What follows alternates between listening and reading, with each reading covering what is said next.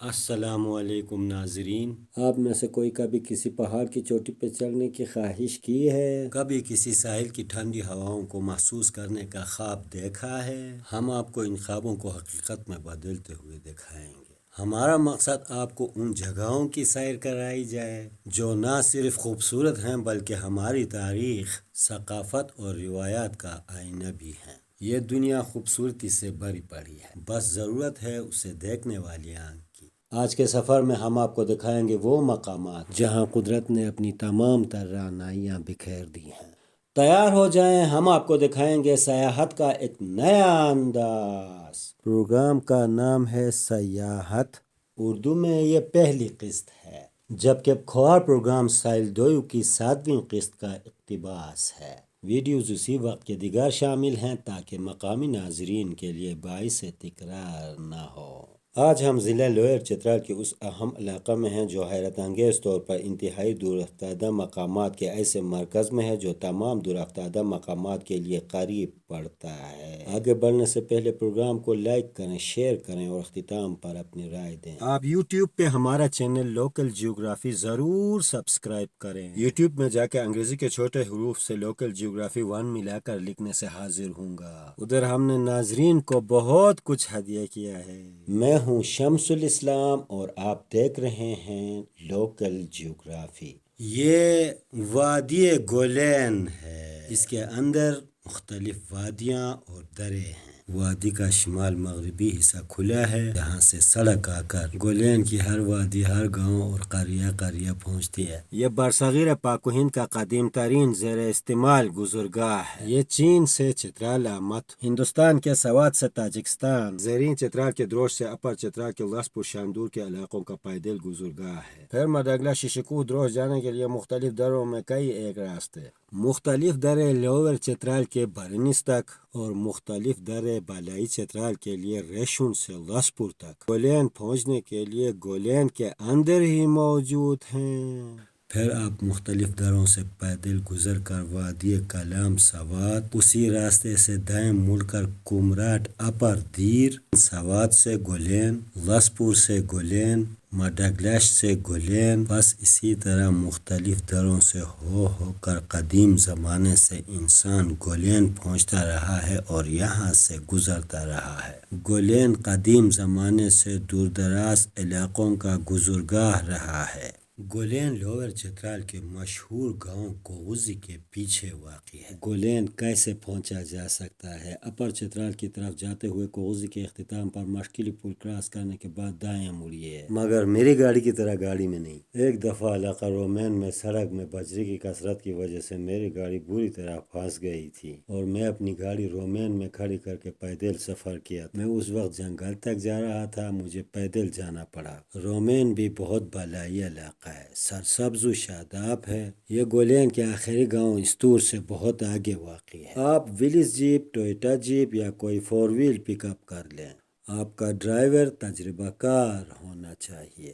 گرمیوں میں سیلاب جاری رہتا ہے، سڑک بہہ جاتی ہے، پانی سڑک کو توڑتا ہے اور پھر پانی ہی سڑک بناتا ہے۔ شاچیوں کو جا رہے تھے، راستے میں سڑک سیلاب بورد ہو گئی تھی، دریا میں طغیانی جاری تھی، سیلاب بڑھنے کا خطرہ تھا، ہمارا آگے جانا مشکل ترین ہوا تھا۔ ہم نے گاڑی واپس پیچھے کر لی اور حالات کا بخوبی جائزہ لیا۔ ہم کافی دیر تک گولین گول کے بہاؤ کو دیکھتے رہے۔ آخر کار ہمارا ساتھی سیلاب کے بہاؤ کا جائزہ لینے کے لیے پانی میں کود پڑا۔ وہ قدم آگے بڑھاتا رہا، سیلاب کے بہاؤ اور پھیلاؤ کا جائزہ لیتا رہا۔ وہ آہستہ آہستہ آگے پیچھے جاتا رہا اور اپنی خوب تسلی کر لی۔ اس کو یہ بھی یقین ہو گیا کہ طغیانی اچانک مزید زیادہ ہونے کا کوئی امکان بر موقع نہ ہے۔ پھر اس نے کمر ہمت باندھ لی، ٹانگوں سے ٹھنڈک بھگا کر وہ ڈرائیونگ سیٹ پر جا بیٹھا۔ اپنے منفرد انداز میں بحری جہاز کو سمندر میں اتارا، پھر دوڑایا، پیچھے مڑ کر نہ دیکھا، اپنا سفر جاری رکھا، بیڑا پار کرنے میں کامیاب ہوا، پھر مڑ کر دیکھا۔ یوں ہم شاچیو کوہ پہنچنے میں کامیاب ہوئے۔ سوات سے شاندور آنے جانے کے لیے شاچیو کوہ گولین مشہور گزرگاہ رہا ہے۔ شاچیو کوہ میں ہمارے دوست کا پائتھا واقع ہے اور ساتھ ہی اس کا گھر بھی۔ یہ ایک چوک کی طرح ہے، یہاں سے 3 اطراف کو جایا جا سکتا ہے۔ سیدھا آگے جانے پر ایک درہ پھرگامو آن واقع ہے جہاں سے گزر کر وادی لسپور شاندور جایا جا سکتا ہے۔ اس راستے پر بہت سارے خوبصورت مقامات ہیں، کسی اور دن دکھائیں گے۔ شاچیو کوہ سے دائیں مڑ کر جس وادی سے ہو کر آپ جائیں گے وہاں پر بشقرو آن واقع ہے جو چترال اور سوات کی حد بندی ہے۔ چترال اور سوات کے چرواہے یہاں سے پیدل گزرتے ہیں۔ اپر چترال کے مشہور گاؤں ریشن کے چرواہے بھی آپ کو شاچیو کوہ میں ملیں گے کیونکہ اس پہاڑ کے پیچھے ریشن واقع ہے۔ شاچیو کوہ ہمیشہ ٹھنڈ رہتا ہے، میں اکثر ادھر آتا رہا ہوں۔ شاچیو کوہ گرمائی چراگاہ ہے، یہ جنگل ہے۔ گولین کا سب سے بڑا میدان کوئی ہے تو وہ یہ ہے۔ یہاں سے بھی 3 اطراف کو جایا جا سکتا ہے۔ جنگل کو آپ گولین کے شمالی علاقوں کا مرکز سمجھ لیں۔ عموماً سیاحوں کا سفر یہاں آ کر ختم ہوتا ہے۔ یہ مختلف حصوں پر مشتمل ہے۔ یہاں کے تمام مناظر قابل دید ہیں۔ میدان میں گھاس پھوس اور جڑی بوٹیاں ہیں۔ گولین گول کا پانی یہاں پر مختلف جگہوں میں تقسیم ہو کر گزرتا ہے، اس کی خوبصورتی میں اضافہ کرتا ہے۔ اس جگہ کو گرمیوں میں سردی محسوس کرنے کے لیے قدرت نے عطا کیا ہے۔ یہاں پر اکثر آپ اپنا خیمہ نصب کر کے ایک دن ٹھہرتے ہیں۔ لوگ اپنا مال مویشی چرانے کے لیے یہاں لاتے ہیں۔ یہاں پر گڈ دار نام کے درخت ہیں، اس لیے جنگل کے اس حصے کو گڈ دار کہا جاتا ہے۔ ان درخت کے چھلکوں کو بولیک کہا جاتا ہے جن سے پنیر رکھنے کا کارٹن بنایا جاتا ہے، اسی کو وحکیٹی کہا جاتا ہے۔ 1 وحکیٹی یا 10 وحکیٹی پنیر خرید لو، آپ کی مرضی۔ وحکیٹی پاندیر۔ شاچیو کوہ جاتے ہوئے ہم یہیں سے گزرے تھے، مگر اب ہم یہاں سے دائیں مڑ کر وادی لوئی گال جائیں گے۔ لوئی گال دروش کا علاقہ ہے، مڈگلشٹ کا حصہ ہے۔ گاڑی ہمیں چھتو ڈوک تک لے جا سکے گی، جہاں سے آگے راستہ کوئی نہیں، اس لیے لوئی گال تک پیدل جانا ہوگا۔ جنگل سے اس طرف پہلا مقام پھانڈاروچی ہے، ندی پار کرتے ہی واقع ہے۔ سیاحت کے لیے بہت سندر ہے، پہاڑوں میں مارخور موجود ہیں۔ سیاح اس علاقے کو بہت پسند کرتے ہیں۔ پھانڈاروچی میں ایک اہم چشمہ واقع ہے۔ اس چشمہ کا نام شاوانانان اچ ہے، مطلب پریوں کا چشمہ۔ کہا جاتا ہے پریاں یہاں آ کر بیٹھتی تھیں، نہاتی تھیں، گپاں شپاں لگاتی تھیں۔ کیمرہ آ گیا، وہ اسکرین سے غائب ہو گئے۔ سیاح یہاں ٹھہرنے کو بہت پسند کرتے ہیں۔ پھانڈاروچی سے آگے جاتے ہوئے سفر میں مشکلات کی شروعات ہوگی۔ راستے میں اگلا مقام روغجال واقع ہے، جو بھی ایک اہم مقام ہے۔ اس کی بھی بڑی فضیلت ہے، چرواہے یہاں سے بہت نفع کماتے ہیں۔ سیاح صرف دیکھ کر یہاں سے گزرتے ہیں۔ یہاں دیار کے درختان ہونے کی وجہ سے روغجال کہا جاتا ہے۔ آپ اپنی گاڑی کبھی ندی میں اتار کر پار کریں، کبھی دریا کے اندر گاڑی چلاتے جائیں، یہاں تک کہ آپ کو راستہ ملے۔ مقامی لوگوں کا سفر پیدل ہی ہوتا ہے، اس لیے ان کو کوئی مسئلہ نہیں۔ آگے مقامات کروئی بخت، چھتو ڈوک، کروئی اچ، بختاورا شال اور لوئی گال واقع ہیں۔ وادی کے تمام مقامات دیکھنے ٹھہرنے لائق ہیں۔ ان علاقوں میں چرواہے گرمیوں میں رہتے ہیں۔ یہ گجور برادری کا گرمائی چراگاہ ہے، مشہور گزرگاہ۔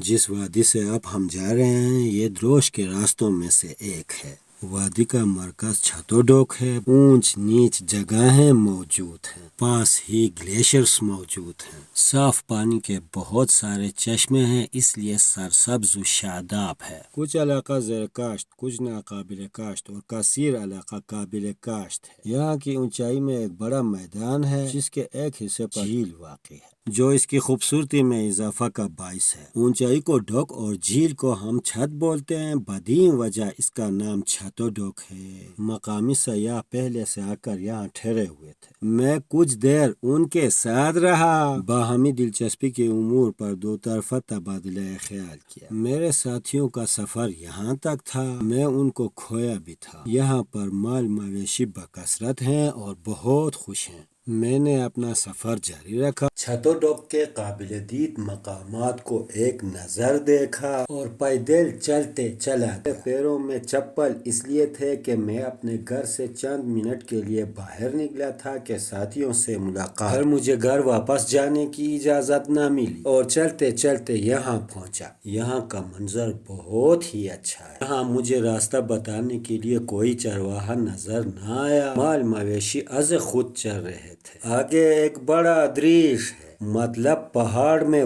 وہ بجری جو سرک کر آپ کو لے جائے، نیچے زمین یا دریا پہنچائے، اور درمیان سے گزرنے کے لیے راہ کا نشان۔ یہاں سے احتیاط سے گزرنا ہوتا ہے اور ڈر بھی لگتا ہے۔ اس دریش سے گزرنے کے بعد بالمقابل دریا کے اس پار بختوراں شال واقع ہے۔ مجھے وہاں کو دیکھنے جانا ہے۔ دریا کا بہاؤ زیادہ تھا، میرے ہاتھ میں موبائل اور پیروں میں چپل تھے۔ ان حالات میں دریا پار کرنا انتہائی دقت طلب کام تھا۔